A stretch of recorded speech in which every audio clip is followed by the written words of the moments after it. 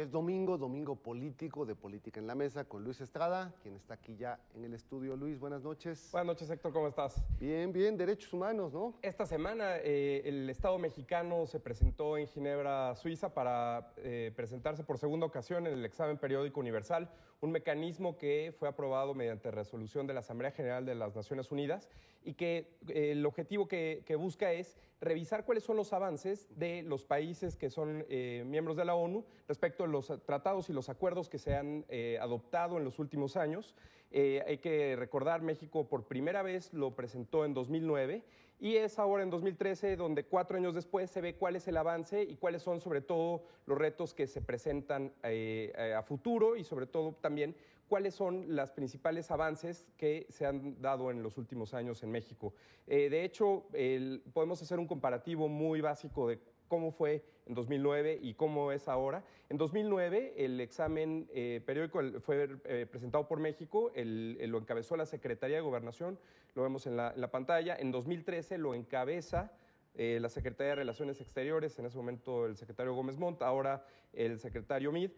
En el 2009 el tema principal fue la participación de las Fuerzas Armadas en tareas de seguridad pública. Obviamente estábamos en medio de la crisis de combate al crimen organizado y ahora en 2013 lo que se ve es los avances que se dan como resultado de las reformas a derechos humanos impulsadas en 2011 con la reforma constitucional que ha sido la más importante en derechos humanos que ha tenido o llevado a cabo el Estado mexicano.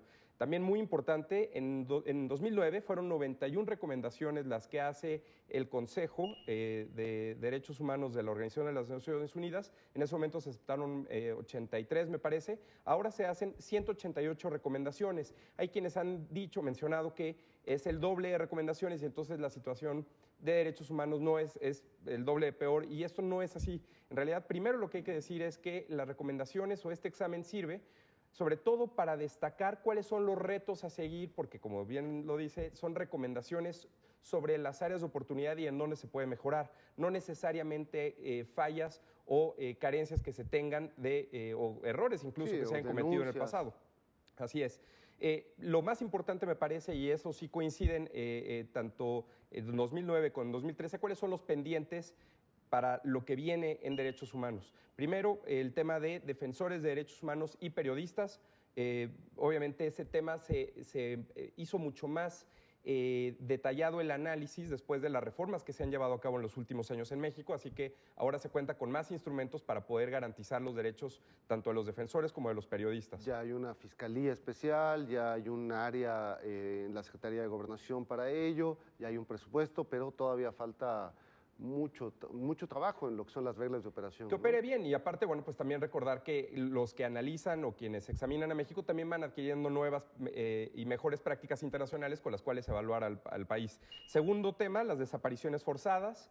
El tercero, el arraigo, que es un tema muy importante que se mantiene desde 2009 a la fecha como un pendiente.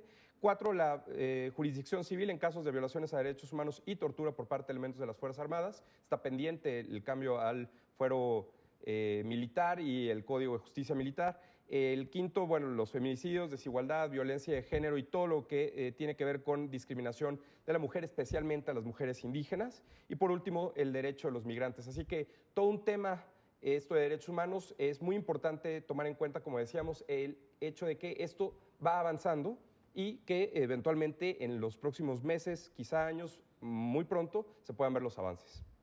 Pues son muchos rubros y mucho trabajo que hay que acotar también. Es un informe de 4 años, entonces corresponde a ambos gobiernos, ¿no? Quizá la mayor parte al gobierno de Calderón y un cuarto más al gobierno de Peña Nieto. Y como decimos, se tiene que ver hacia el futuro cuáles son los temas que se tienen que ver. Esta semana también se definirá cuál es el nuevo ombudsman de la Ciudad de México. Me parece también un tema muy importante que seguro estaremos revisando quizá la próxima semana aquí. Muy bien, Luis, gracias. Gracias, Héctor. Muy buenas noches.